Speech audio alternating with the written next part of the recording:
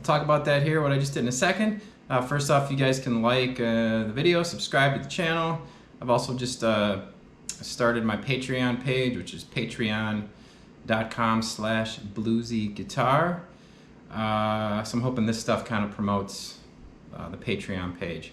If you're interested in lessons with me, you can go to steveanthus.com. Send me an email. We'll set something up.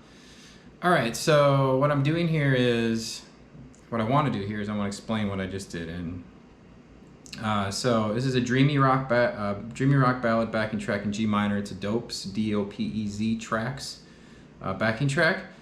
And so the main thing here to understand right away is that there's the intro there, the very beginning. There's 3 chords going by here, and it's G minor, and then it's E flat, and then it's F. Okay, and if we count this out, we can hear that let's just play it again and listen so we can hear the beats. So there's the G minor, there's the E flat, and then the F. Okay, now I'm counting as the chordal pulses like this. So G minor for 2, E flat for 2, and then F for 2, okay? Or I'm sorry, F for 1 bar. So G minor for 2 beats, E flat for 2 beats, which is a bar, and then F for a full bar, 4 beats, okay? So this is important, right? So I'm playing to the chord changes here, and I created a motif for this lesson, right? This is what I wanted to do. So many of you, when you start improvising, you start kind of, going all over the place, and and that's fine, but sometimes it's nice to create something, to write something, to create a motif. And motif is just a short repeating musical phrase, and music is full of repetition. So just think of like pop music, right? It's just tons of repeating things, especially chord progressions, the same chords over and over, right? So learning to write and play motifs is a great thing for your improvisation. It kind of gives you a little bit of structure at times, right?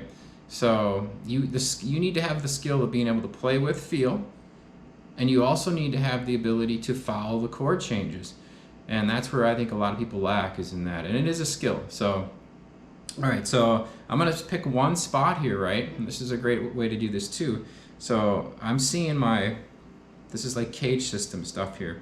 So this is my A minor shaped G minor chord, right? Now the overall tonal center here is G minor. So if this is my A minor shaped G minor chord, then along with this I see what is the A minor shaped scale.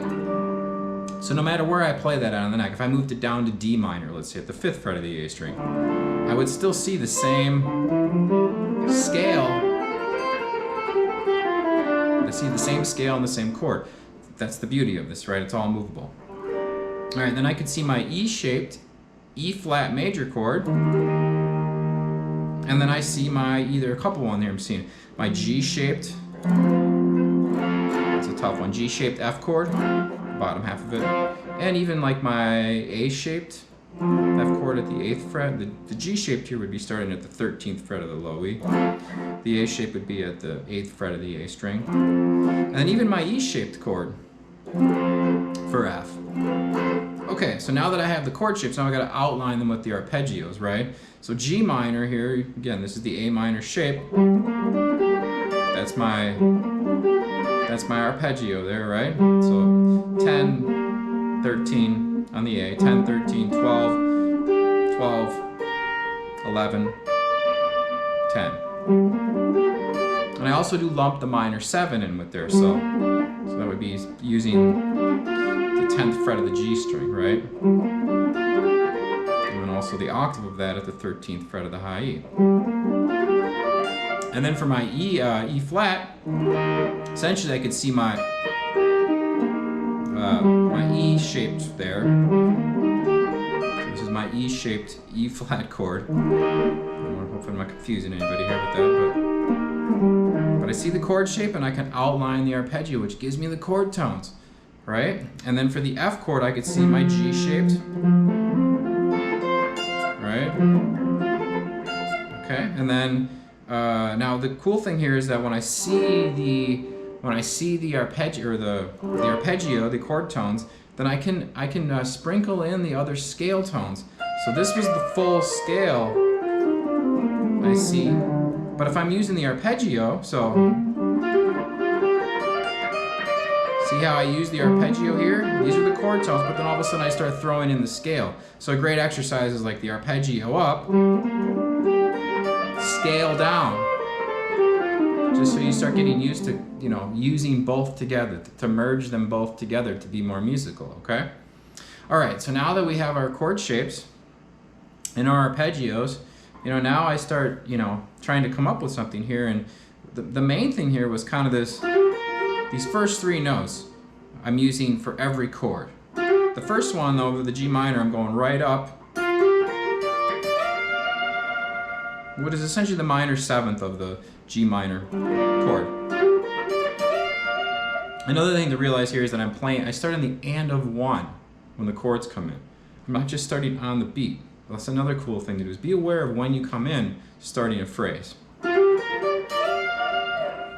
And then for the E flat, again, I play the same first three notes and realize that the last two notes, so the G and the B flat, are just part of the E flat chord. But then I do something cool here. I go back to the A note here at the 10th fret of the B string, which is essentially the sharp 4 of the E flat chord. So it'd be like playing an E flat chord like this with your thumb, and then moving your index back one, if you can do that, and you're getting that really cool kind of sharp 4 sound. Right? And then for the F chord, I'm going to target the 5th degree here, the C. Right? Now, since the F is one bar, it allows me to have a little bit of time to kind of, once I hit the chord tone, to kind of do some, so you heard me doing some different things over there, right? So I establish the chord tone, then I can kind of I always feel like I can kind of go do what I want after that, right?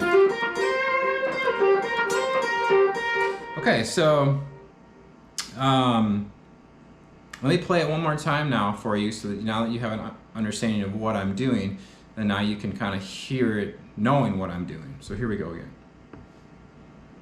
So I do it 3 times, and the last time was the 4th time through here. Once it comes in, I changed up, right?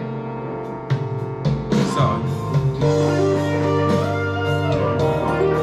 now you notice how, I want to reiterate this, when the beat 1 comes in, I'm not starting on beat 1. So think about that too here again.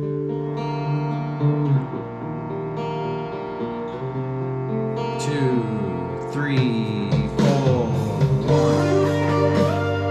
1, 1.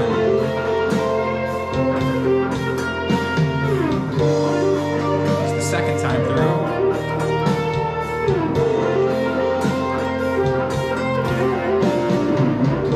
Third time through. Now this time I'm going to go up higher when I get here.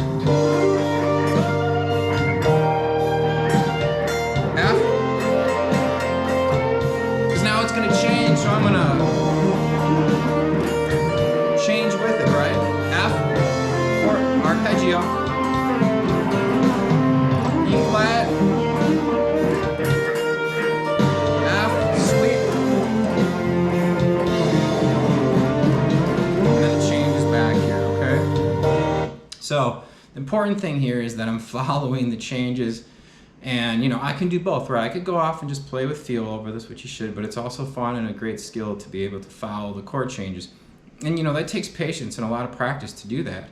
But it's well worth it in the long run, because you have more command and more control over your improvisation. All right, so again, please like, subscribe, check out my patreon.com/bluesyguitar, and also for lessons, steveanthus.com. Thanks so much.